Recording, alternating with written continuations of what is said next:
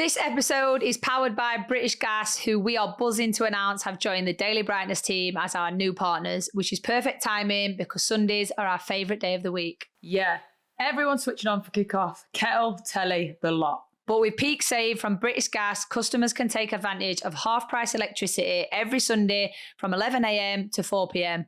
Over 1 million people already use it to save money, helping you make the most of your Sunday. And it lines up perfectly with the football. You can relax, watch the game, and let the house do the work. And it's not just homes they are taking care of. They are backing the Barclays Women's Super League too, showing the same reliability and support on the pitch as they do off it. British Gas, proud partner of the Barclays Women's Super League. Search British Gas, peak save to start saving. Up to 60 kilowatts per session, eligible tariff and smart meter required. Hello everyone and welcome to Daly Brightness. Firstly, I know it's already been your birthday, bestie, but I just want to officially say on the pod, happy birthday. Thank you. How was it? It was really nice actually, because obviously it was my first one I've ever had while I've been travelling, like on an away trip. So I was like, oh, not what you want to do, but reframe your brain. You're in a hotel with your teammates and you got a game and, you know, whatever. So it was nice. I went for a meal with Sarah, my friend around here, for an Indian in the week to celebrate that. That was nice. What's your order? I had a chicken sag with garlic naan and Spicy, that, innit? it's nice. No, it's not that spicy. It's not spicy. Not for me. And then, yeah, the girls made it really good. Like everyone at the club made it really nice. Like I had balloons and banners and stuff really when cute. I got to the dining room at Tottenham, and Lucy Stan and Sean Goater sang a big happy birthday to me, give me a dance and like a full personal serenade. Oh, shout out to Stan. And then, yeah, today I went to a castle, which was really, really nice. Had a really nice time. You know how much I don't know where it comes from, but I am obsessed with castles. She loves castles. So one of my friends took me as my birthday present to Warwick Castle, which was gorgeous. So, yeah. That's really cute. And have you had a good week? Are you okay? Yeah, good. You? Yeah, good, bestie. It's been a good week, actually. It's been a really good week. Apart from the weather's been crap. You love this weather. That's nonsense. I do, and I'm still walking in shorts and my wellies, and everyone looks at me like, oh, here's the farmer girl. And I'm like, yeah, too right. My roots will never, ever die. But yeah, it's been a good week. It's, yeah, like you said, I think it was last week I had a bit of a wobbler, but yeah, I feel really good this week. Made some progressions and yeah, feeling good. I'm excited because obviously I had all that stuff to deal with Zeus, so my head was like completely kaput with that. But I'm a little bit late actually. Normally I've got all my Christmas shopping done by now, but I've started it, so I'm back on track. Hopefully that all comes and I can get all that wrapped and done. And then obviously I'm not getting anyone presents this year, yeah? All my family and friends listening right now, the Bank of Rachel is officially closed. You're getting married, so it's different. This Christmas, I'm sorry, darling, it's all about me. It is all about you. I mean, I'm still going to get everyone something. Presents come my way. Yeah, we are actually going to spoil her. She's going to be spoiled rotten with a wedding. But yeah, I mean, I'm not going. Normally, I go wild at Christmas, and Mum and Dad absolutely kill me and have a go at me. But I did obviously just buy the second house, so I need to be a little bit sensible. But I'm still getting everyone's stuff. But I'm getting anxiety because normally by the 1st of December, it's all wrapped and under the tree and ready to roll, which Zeus kind of put a spanner in the works on that. So we'll let him off. My mum's dog died this week. Sad What? news. Mum's dog passed away this week. So sad. She's been so upset, bless her. Oh, I'm going to need to message her. It's awful. It's the worst thing. And I think that's why I'm still like anxiety, because I know Zeus's day is coming. Like I've literally got up until Christmas with him and then we'll move on because otherwise the tears will flood and I can't deal with any more emotional stuff this freaking year, month, whatever. Yeah. Let's move on. Anyway, move on to Christmas. I thought the listeners might like to hear what we're going to be doing this week. Yeah, so I am going with my team to Birmingham Children's Hospital tomorrow, which is, it sounds weird, but it's one of my favourite things to do. And yeah, obviously it's extremely sad, but it's so rewarding. Like just being able to like put a smile on the children's faces and, you know, be able to hand out some presents to them. So it is something that I really enjoy doing because I think such a little goes such a long way in those situations, and the work that the nurses and the doctors do at the Birmingham Children's Hospital is incredible. So a massive, massive shout out to them. Also, this morning I put on This Morning, right? And have you seen about the little boy, Noah? I think he's from Rotherham. He's 7 and he's raising money. Did you hear about it? No. Oh my God. We need to like give him a huge shout out. I cried my eyes out this morning. Well, he won't be far from my mum and dad, Rotherham. It's like round the corner. Honestly, I knew straight away he was from Yorkshire when he started talking. He's only 7. Yeah. And he said, his story was he heard his mum and dad talking and he was like, and then I butted in conversation because he was like, because he said he heard them talking about raising money and he wanted to raise money for the hospice, like a children's hospice. And he set out to raise £1,000 running a mile a day. At 7, that's a lot. That's a lot. Freaking heck. And he's raised £38,000. Did you ever set out to make that much money, Noah? I set out to raise £1,000, but now it's gone way over that, so... Way over that. Way over. What a legend. Shout out to Noah. Noah, if you are a fan of me or Rach or both of us or Daly Brightness, we can definitely get something sorted, get some signed shirts sorted for you. So that is Noah Playforth. We are so, so proud of you. Keep smashing it, kiddo. Yeah. And go and read his story and sponsor him, donate, whatever you can do. Incredible. Incredible. Top and kid. Just look, don't matter how old you are, like just doing a little gesture like that and he's raised over 38,000 already. Like that is honestly blown away. It's incredible. Inspiring. Incredible. But yeah, like you said, Rach, we're also doing the hospital visit and we're actually doing a visit for loneliness, which obviously with the Chelsea Foundation, I've been doing the Magic of Blue campaign, which has been amazing. We've had so many donations already, so thank you to everyone that has. If you haven't, still plenty of time to donate. But I did the hospital visit last year and I always end up in tears. Like it's just because you know what it is. I think we all go through life and we all have our issues and we all go through struggles, but I always try and think that is when you're struggling, there's always someone in a position that's a lot worse and that's going through, and you go into these hospitals and these little kids are just, some of them are fighting for their lives and they're smiling and they're happy and they're just so grateful that people say hello, or you give them a scarf or a little football, literally a ball of air, and they're like giggling and laughing and they're so happy. And I just think sometimes we all need to remember that there's people actually fighting for lives and our problems always seem a little bit smaller then.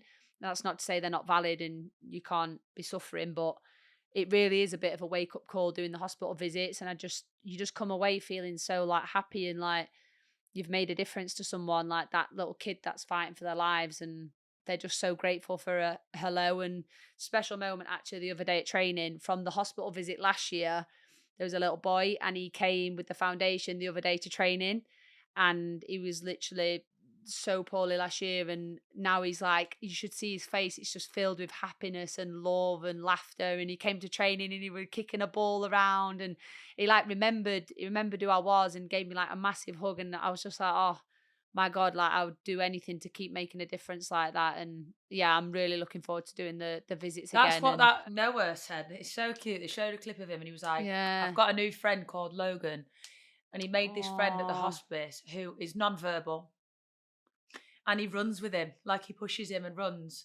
And he was like, yeah, he's so funny, but he's non-verbal and he's 7 and they've made a really good bond. It's just amazing. It's amazing. I'll start crying again. Let's change the subject. Moving on. What are your plans for Christmas? Because it's very, very near. Honestly, there's not a right lot. Like I'm not doing my rounds this year. Because everyone's coming to me. She's getting married. Here comes the bride. You're obviously going home. Yeah, I'm just going to go home. But I was just going to ask you, what's one thing you would like this Christmas? Doesn't have to be a gift. You just want, once Christmas has ended, you're like, oh, that was amazing. Like, what's one thing you want from this Christmas? I definitely want to be able to remember my wedding.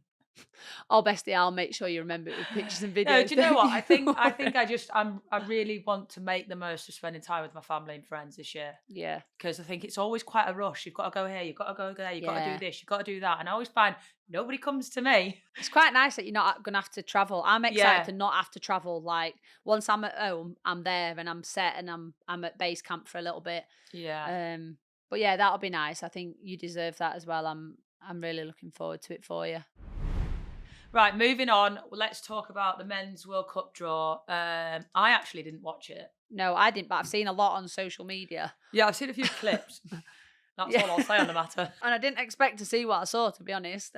But I think the atmosphere is going to be amazing. England's first group game is in Dallas. Obviously, you played in Houston for many, many years. What do you think the atmosphere, crowds are going to be like? It's going to be hot, really hot, humid, like scorching hot. So, do you know what? I worry about England fans going there because they'll underestimate the heat and they'll be pissed off. Someone like me would come out like a lobster.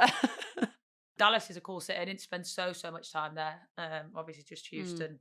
But yeah, I recommend like Boston and New York, where England are playing. Sick. You've always spoke so highly of those places. Like Boston for me was always like, it's the most that reminded me of home because it's New England. Like it literally is very like British vibes, but American. And I think it's a really, really cool place. But New York, you know, that has a place in my heart for sure. Well, you never know. Maybe we could feature at a game over there. Maybe we could be going to watch. We should go to New York or Boston for sure. Yeah, DB on tour. I would absolutely love to go and watch the World Cup games. Yeah, I've never been to a men's World Cup game. Never even been to a women's World Cup game other than playing in one. No, I think it'd be really cool. So yeah, keep an eye out. DB on tour next summer. Right, we're going to take a little break. We'll be back very soon for all the updates and the juicy goss on the WSL. This episode is brought to you by Barclays. That's right, because this year they're celebrating 25 years of supporting football. And let me tell you, they truly have made a difference. I mean, to start, you can't talk about Barclays without mentioning the Premier League, can you? Especially when they've helped make it the giant it is today. Don't forget, they ended up being the biggest ever commercial investors in UK women's sport when they start sponsoring the Barclays Women's Super League. But it's not all about the big leagues, because there's no football without grassroots football. So let's talk about how important the support of grassroots football is. How does it help young stars develop? Oh, I think having the right facilities, I think having the right investment. I don't think you should have to wait to be a professional or at a certain age to experience proper facilities, safe environments. Not only is it just football, it creates a community. It creates a safe space for kids to play football and want to start. You know, everyone starts at a certain level, and without grassroots football, there'd be no chance of even going pro. It's why Barclays has invested millions into grassroots programs and community initiatives to give opportunities in football to those who need it most. Search Barclays Football to find out more. Welcome back to Daly Brightness. We're going to talk all things WSL now, and we're going to start off by Chelsea playing against Everton. And Millie, that one must hurt. It hurts a lot. I'm not happy at all. Defeated in the WSL for the first time in 585 days. But you know what it is, right? It was bound to come. I think this is the thing for me is, listen, I think we're obviously disappointed with the result. And I think when everyone straight away is like, oh, they're no longer unbeaten. Do you know what? It's a great status, but I'm not bothered about that. The thing is when you're competing for titles, every point matters. And now I think the annoying thing is we've just extended City's gap. And I think being a team that's been at the top for so long, we know how important, we know that dropping so many points is not ideal, because it then becomes out of your control and you're now reliant on opponents dropping points to kind of close that gap again. But listen, it's a long season. I think there's been a lot of noise and it's been very dramatic. Oh my God, Chelsea have lost. Well, do you know what it is? Like, one of the girls said to me on the bus yesterday, they were like, it wasn't even like 5 minutes after the game had finished, and she saw someone tweeting saying like, I don't even recognise my club anymore. And I was like, yeah, it's very, very dramatic. Come on now. It's just like, you were always going to lose at some point. Like, the day was always going to come. You don't go undefeated forever. And let's not take it away from Everton. Also, shout out to Courtney Brosnan, because she was elite. Yeah, I mean, I've always said this though, she absolutely has her best games against the top teams, but I think she's been someone that's been under the radar a little bit, and I think she's a fantastic shot stopper, and you know, the way she covers the goal, and she had another outstanding performance. I think Ruby Mace was fantastic. I think she blocked absolutely everything. But for us, we had opportunities, we hit the bar, keepers having a worldie. But listen, the WSL is getting harder and harder. I think as much as people talk about us, you have to give credit to the opposition. They like everyone's like they're going to tire. They defended for 90 minutes plus at that intensity. Yeah, and you got to give credit where credit's due. And they are a good side. They're a really good side. I think yes, we're unhappy, and listen, we are human. We are going to drop points. There's games that we're going to lose, but that's obviously our intentions is always to win. I think for us, it's just you just make it that little bit harder now to go on and achieve what you want to achieve. But it's a long season, so I think for us, there's no drama in camp. It's not chaotic. There's no panic. Yeah, it is what it is. But quick turnaround, Champions League, and for us, these two Champions League games are must wins. Like we're obviously not put ourselves in the position in that either that we want to be in. But all you can control is the game in front of you. So we stick together, we bounce back, and we're ready for a big game Wednesday night at the Bridge. But I think there's just a lot of noise on the outside because it's something that people aren't used to seeing, and I think a lot of people want to see it though. I think a lot of people want to see Chelsea lose, and they want to see a new title winner and someone else lifting the trophies. But that's football. That's the price you pay of being a serial winner for X amount of years, and as a club, that's what we've been. So your target on your back becomes a lot bigger. But as a team and an environment, like it's calm. Like obviously we're not happy, but there's no time to dwell and cry about it. We move on and we get ready for Roma and we'll bounce back. And what I would say, a message to the fans is just stick with us and remember that we aren't like completely invincible. Like we are humans. It does happen. It's part of football. Other big teams have also lost games, and also dropped points. Teams around you, everyone's getting better. Everyone's getting better. It's getting harder to win. So, and for us, we know we need to put the ball in the back of the net. We know we're creating the chances, and we're not as clinical enough. But it's part of football. Like you can't be perfect every single week. So we don't go to training or to games and with the intention to not score and to not win. Like the girls are giving absolutely everything they can give. So for us, it's calm. Like we move on. We always look to be better. We've analysed and that's it. So yeah, there's nothing more to say really. So let's move on. City 3, Leicester 0. I did actually watch the first half of this game. I mean, obviously that is a tough one for you to take, but I think City are on a great run at the minute. What's that, 9 out of 10 games?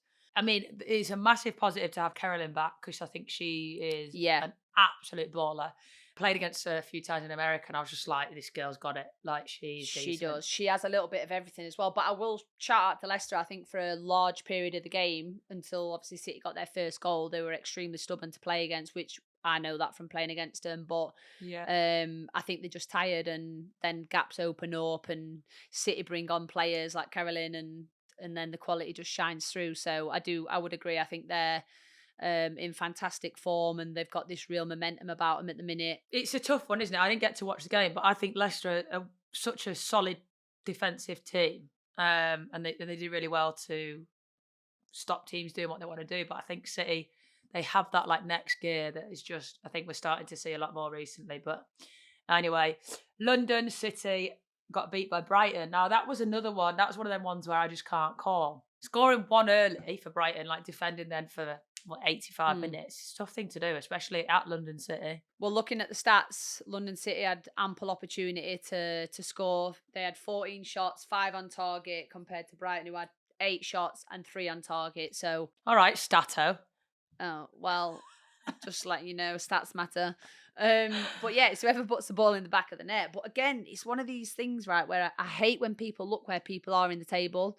Like we come up against... It don't matter. Like we come up against Everton and you look at the fixtures and you look at the results that they've had, it never matches the performance. No. Like for me, you have to look at the performances because sometimes teams just fall that little bit too short. Like they fall a little bit short. Everton been putting in good performances, just not been getting the results. It's the same with London City. They've had some good performances, some bad performances, good wins, losses.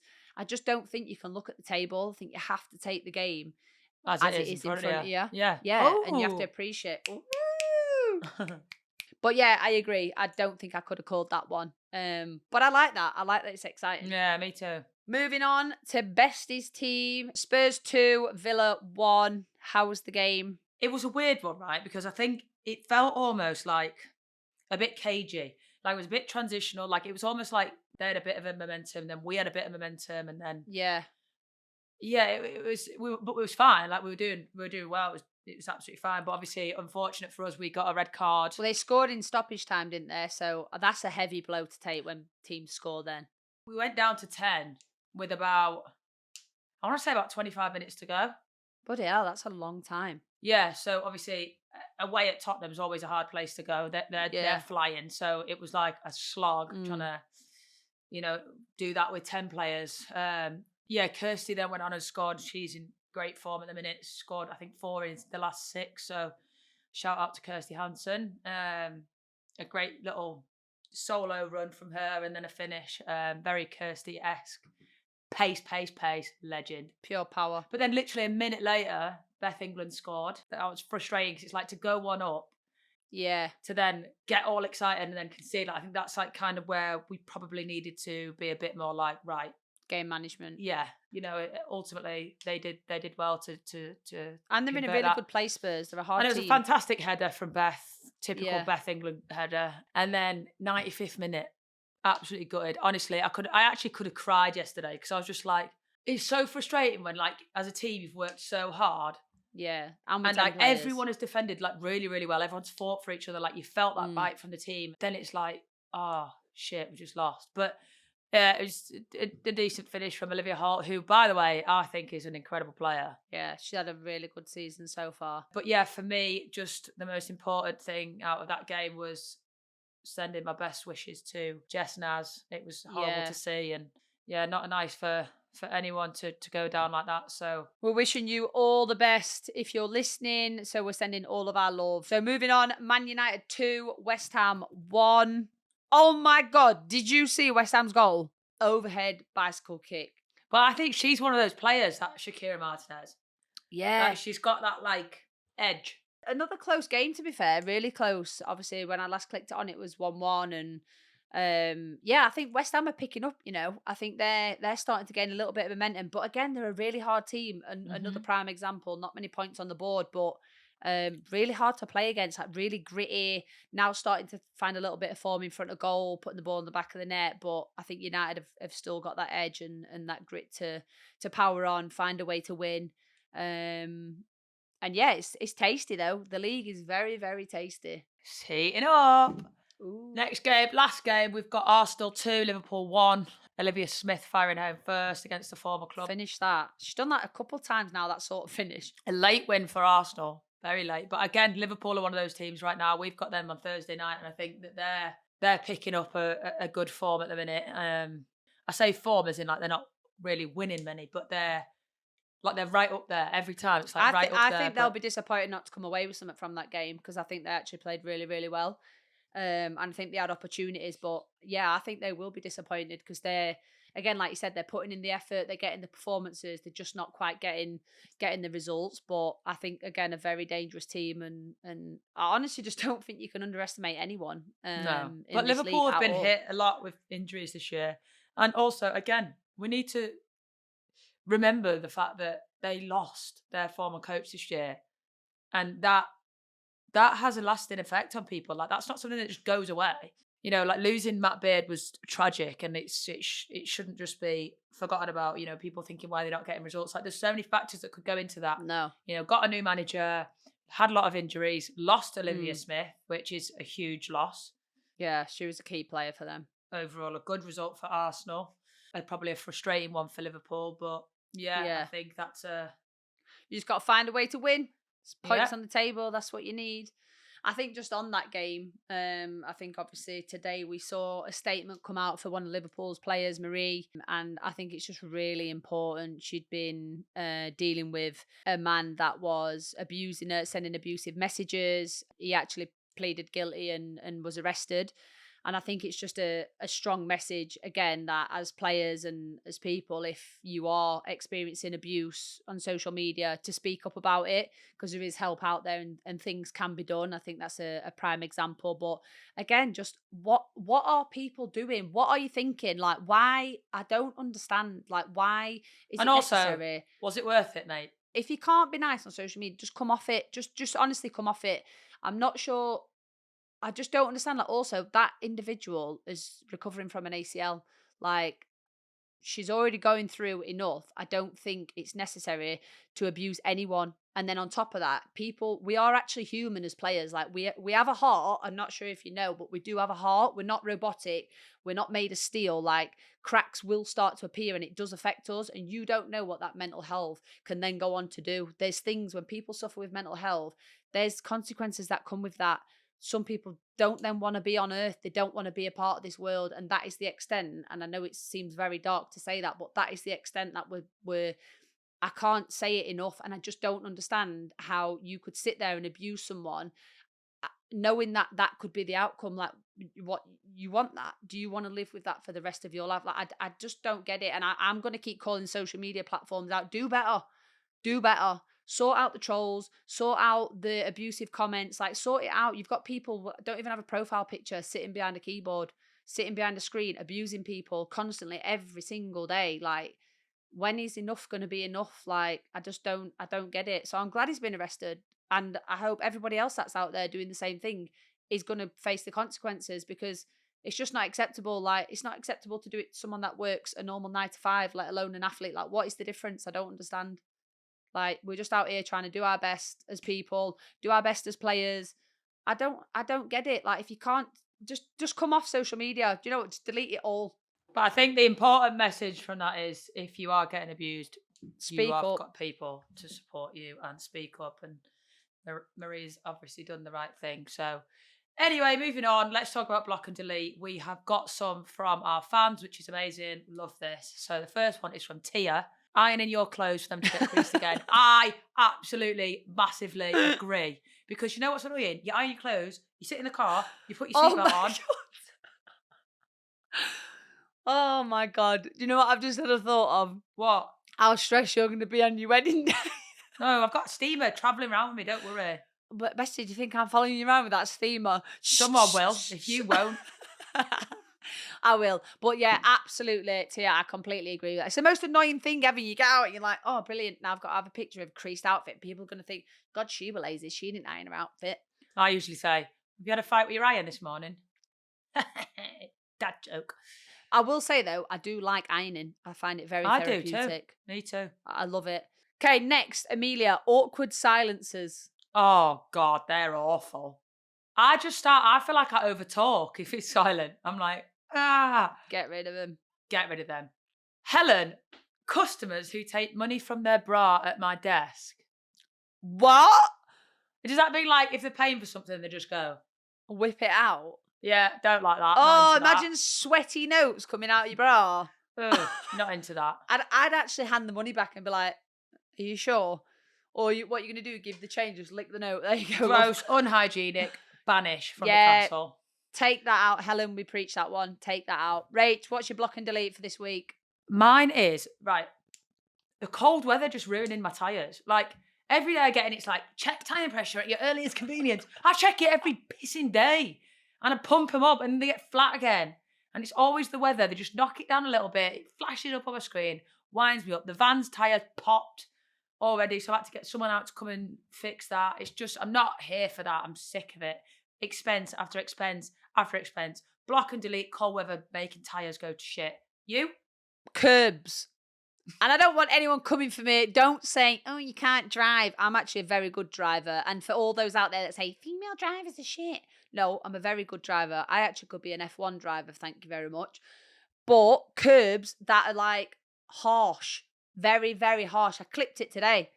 I didn't clip it. I've absolutely rammed my tyre into it and my alloy is completely scratched. And I was like, oh, you know, when you hit the curb and you like, your jaw drops and I was like, oh, I went, oh, bugger, that's going to be a baddie. And I was like, oh, please don't say I've got an egg on my tyre. But curbs, I just think they don't need to be excessive. Like, if you clip a curb, you should just be like, oh, it's fine. Like, we'll just move on. But the ones that are, like, completely harsh, I've nearly damn broke my alloy. I've nearly cracked it. Like, I could have been stranded. Let's petition for, like, alloys to be, like, covered so that they don't do that. Or one or the other. But, yeah, block and delete curbs. I just don't think they're necessary. Just a little ramp. Just a tiny little ramp. Be great. Yeah, good one. Gratitude. What are you grateful for? My favourite part of the day. I love this one, but there's so much I'm grateful for this week. I've had a really, really good week. It's been like a bigger period, but this week especially because I've finally got to the end of it and I can see light at the end of the tunnel. I'm grateful for I'm grateful for self-growth. Nice, okay.